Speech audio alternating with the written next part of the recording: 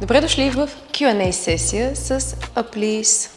Преди време бях пуснала въпросник в Instagram с теми, които ви вълнуват относно лизинга. Сега дойде време и да отговорим на вашите въпроси. Първи въпрос. Мога ли да управлявам автомобил на лизинг в чужбина и какво е необходимо? Ако имате автомобил на лизинг, за да го управлявате в чужбина, е нужно да получите пълномощно от лизингодателя. В Please това се случва много лесно, само с попълване на формуляр в тяхната секция формуляри. Подавате заявката, получавате одобрение и още утре може да се намирате в чужбината с новия си автомобил. Какво се случва, когато имам глоба или фиш, а автомобилът ми е на лизинг? Тъй като собственик на автомобила е ELG Finance EAD, те са хората, които ще получат глобата директно от КАТ. След това обаче те ще я препратят на посоченият от вас имейл адрес, заедно с инструкции как бързо и лесно може да платите вашата глоба.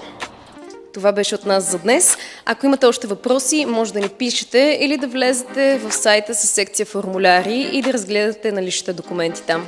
До скоро!